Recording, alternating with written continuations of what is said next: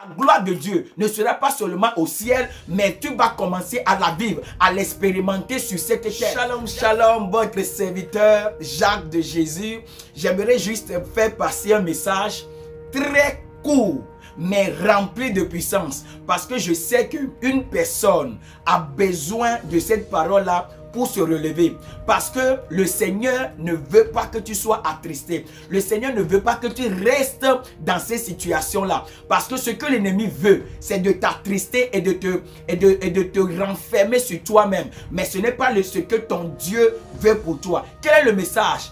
Dieu n'échoue jamais. C'est ça le message. Dieu n'échoue jamais. Je ne connais pas ton problème. Je ne connais pas ce par quoi tu passes. Je ne connais pas la complication, la difficulté par laquelle tu passes. Mais j'aimerais te dire ceci. Dieu n'échoue jamais.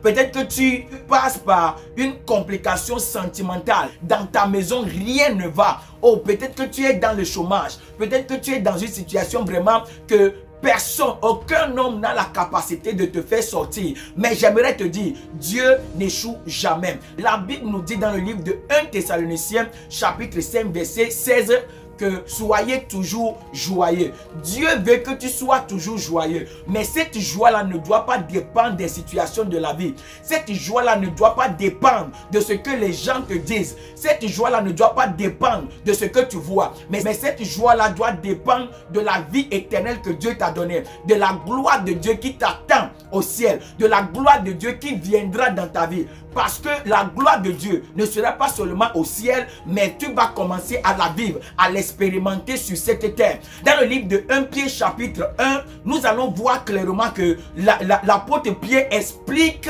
mieux ce que je suis en train de dire. Nous ne devons pas laisser les situations de cette vie nous emporter, nous voler notre joie. Parce que notre joie ne vient pas de cette terre, mais notre joie vient de Dieu, de l'espérance de la vie éternelle. Mais il dit, souffrez un peu de temps. Oh my God, malgré la gloire de Dieu sur notre vie, malgré cette promesse de Dieu, malgré la prophétie, il dit, soyez attristés pour un peu de temps. Ces situations financières-là, c'est juste pour un peu de temps. Ces situations maritales, c'est juste pour un peu de temps. Ces situations de travail, c'est juste pour un peu de temps. Ton financement là, ton financement qui ne vient pas, c'est juste pour un peu de temps. Et la gloire de Dieu viendra sur toi. Pourquoi? Parce que notre Dieu travaille en secret. Mande brasubaya. Notre Dieu travaille en secret. Les anges sont en train de travailler en secret pour toi. Parce que Dieu n'échoue jamais. Ce n'est qu'une question de temps.